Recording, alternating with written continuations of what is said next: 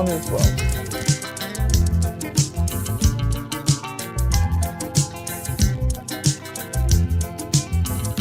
Hello everyone, welcome to Donna's World. Thank God it's Friday. Well, today I'm sounding weary and probably looking quite weary as well because I am weary. I've been up all night, no sleep, busy trying to catch up with work. As you know, my real day job is that I'm a journalist and a media consultant. So there are times when people make demands of me that, necessitate me staying up all night. Otherwise, I'm not going to meet my deadlines. I mean, like today, I've got 3 articles to write. So it's not a good week. I am totally, totally stressed out. And, I was just thinking that this is the most disciplined thing I've ever done, this YouTube channel, in the sense that I don't think I've ever missed a Friday. We started in March, and with this Thank God It's Friday thing on Fridays. And then a couple of months later, we added a Wednesday slot called Kick-Ass Wednesday, Wellness Wednesday. Or should I say Kick-Ass and Wellness Wednesday. And, since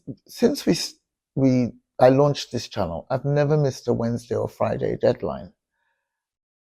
Whereas in my real life, because, YouTube is not my real life in the sense that it's not where I make my money. It's not where I get the money to pay my bills from.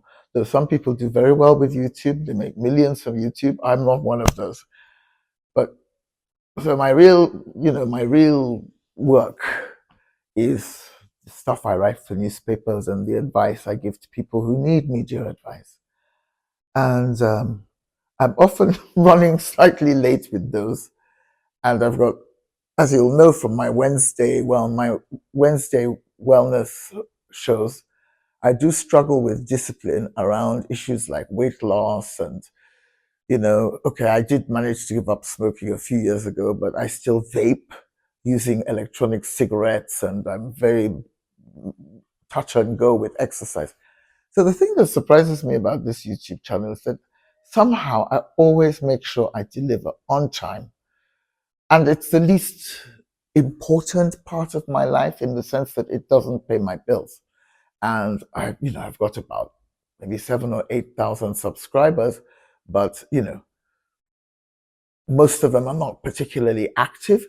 So I just wonder what it is about this channel that makes me feel I must always be on time. And maybe it's some of you, the loyal viewers who engage with me on a regular basis.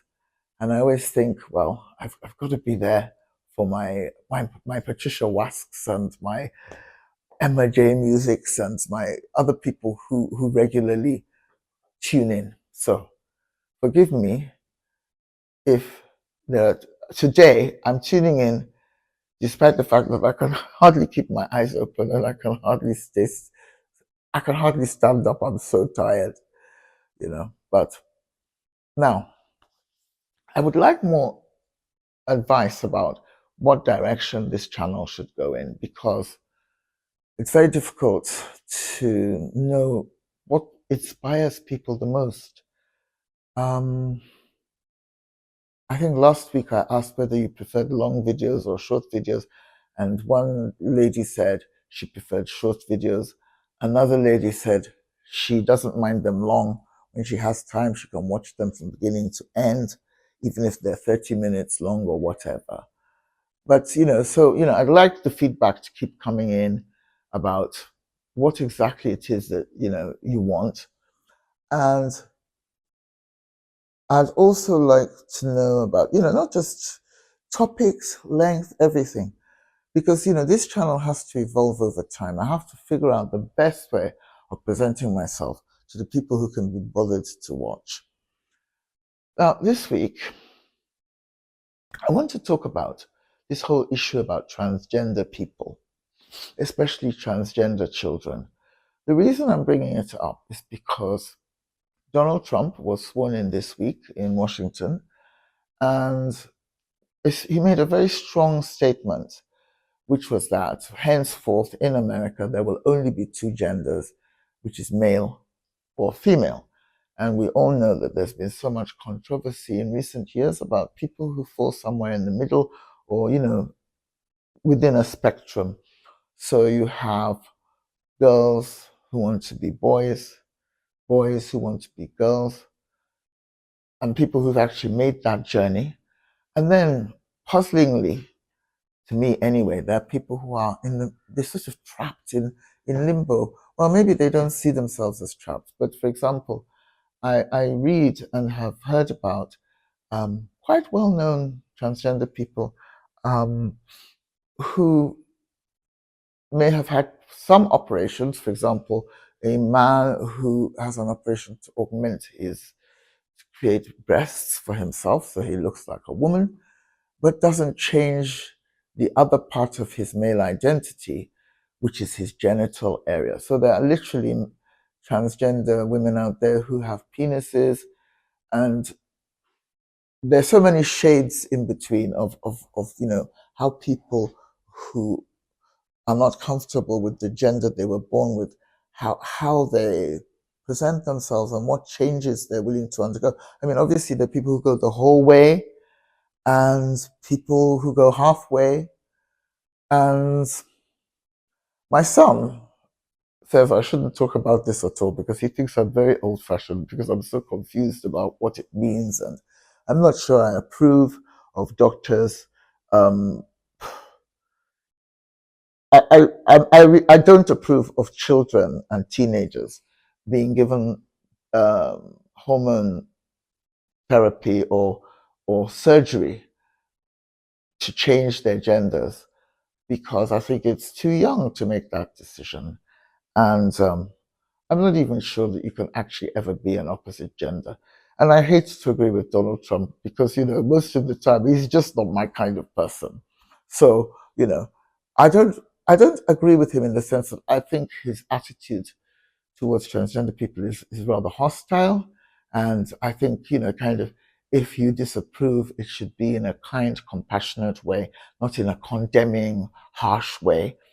And I think also, I mean, if an adult wants to do something with his body or with his gender image, it's kind of like his business. It doesn't hurt anyone else. But I have to tell you that if I was a doctor, I would probably refuse to do those operations. I would probably tell people, look, try and make peace with the gender you were born with. And instead of trying to change it, at least, I'm not going to condemn you or make you feel like dirt because you want to do something about your belief that you were born into the wrong body, but you'll have to do it with another doctor. That's what I would say if I was a doctor. And this is why my son says, please do not discuss this issue publicly because you're so old fashioned. But I think I'm not that old fashioned. I mean, in the sense that at least I don't regard them as sort of like awful, sinful, terrible people, confused maybe. And I'm sorry if that offends anybody, but I do not have a hostile attitude. Yeah. So, but I just thought, because of what Mr. Trump said and the fact that this is going to have quite an impact in America, his attitude it's gonna affect a lot of government policies and social policies and situations.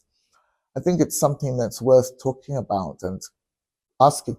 And by the way, I saw this very American lady bishop, or I think she was an Episcopalian. Anyway, she was some kind of religious minister, and she gave a talk in a church service that the Trump family attended, where she very gently told Mr. Trump that there are transgender people who are in fear of their lives and that he should just be kind, kinder. And that's my policy. I totally agreed with her. Because another thing I know for a fact is that a lot of transgender people are subjected to horrific violence by people who can't mind their business and leave other people to be who they want to be or who they think they should be.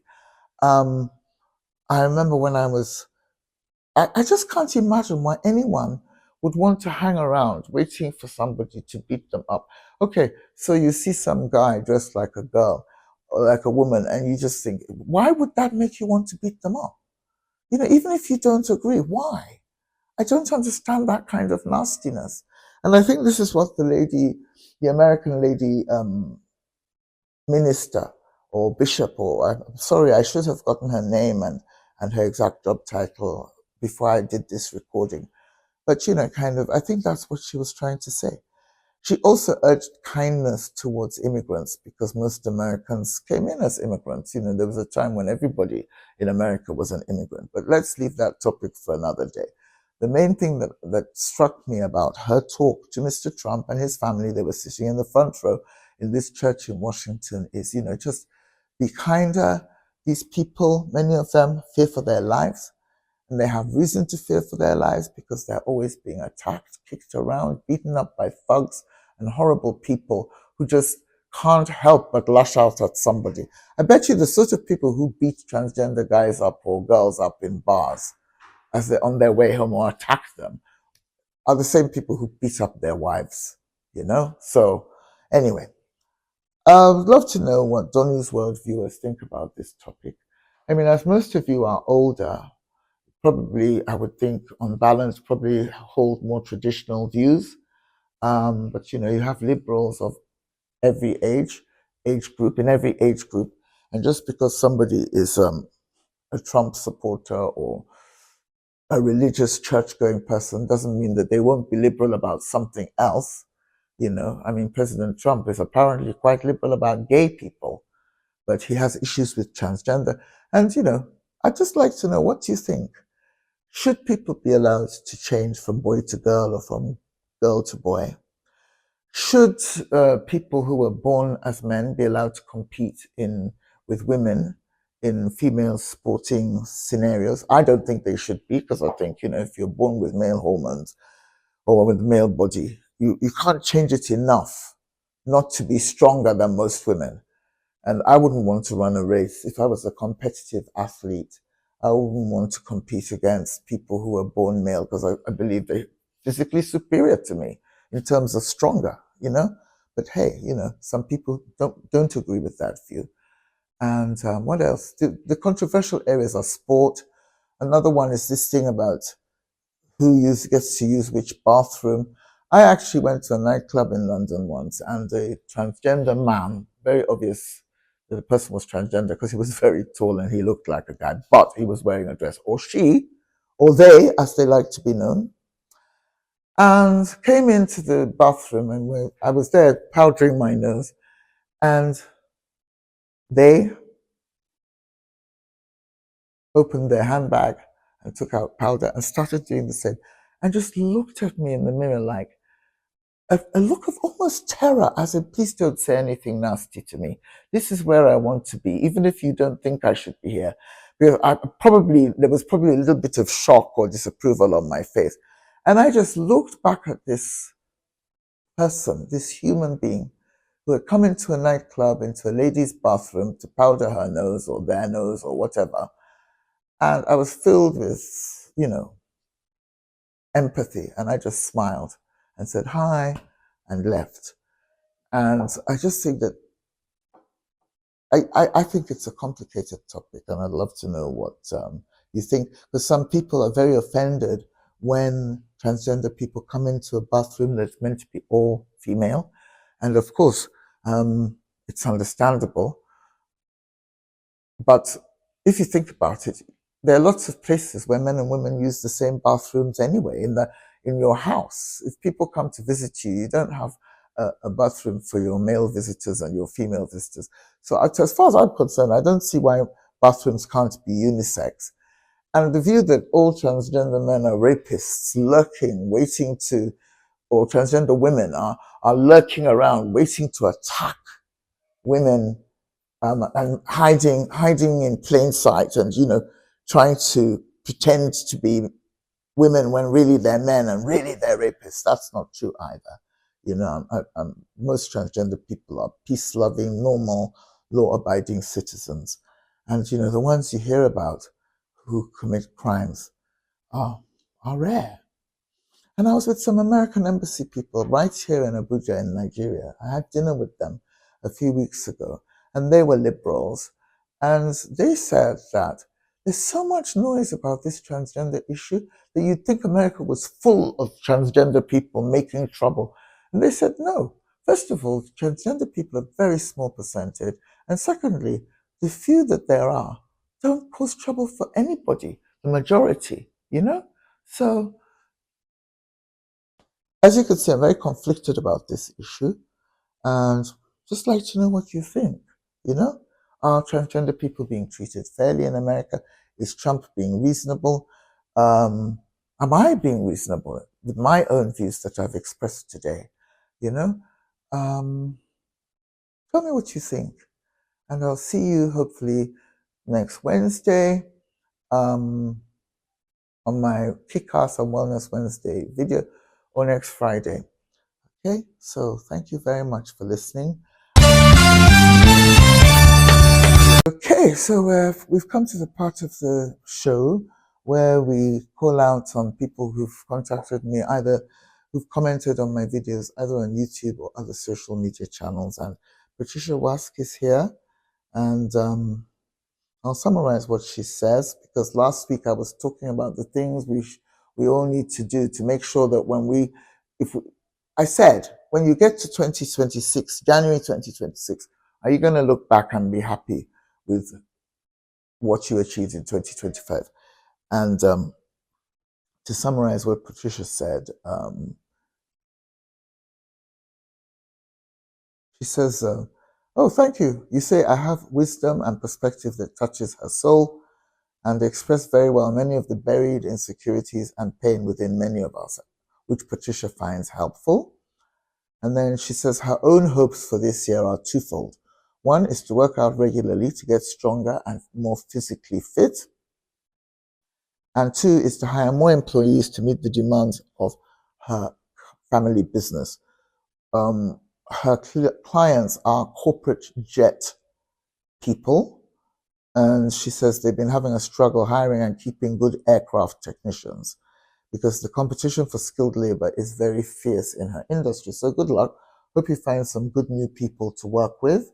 And thank you for telling you that you have hopes for me, which is that I succeed in losing weight and restoring health and fitness. I have lost some weight, but not enough. We'll talk about that on Wednesday, which is the thing about the time when I concentrate on self-improvement. And then there's a new one I've never seen before, Auntie Unike, and she's from Zambia. And thank you.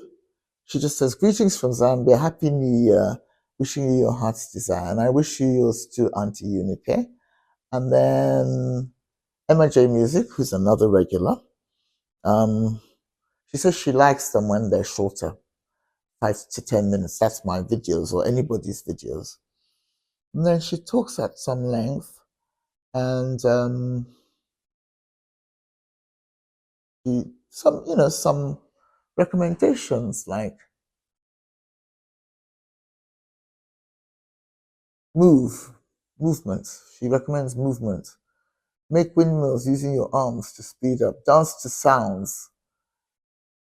Do short steps, do long steps, walk backwards, march during the political news, swim through the weather, and so many other things. Stretch and strengthen and balance your body while sitting or standing or waiting for the kettle to boil. Or just stand up and sit down X amount of times before going off to do something. Any movement at my age, she says, is better than no movement, because I think we're about the same age. Because Emma J and I have actually spoken on the phone, and she just says, well, 2026 will arrive regardless whether we want it or not, and life is too short to exclude the fun. Change up the fun and feel the weights come off and watch how children do it. That's a nice positive way to end this week's video. Thank you.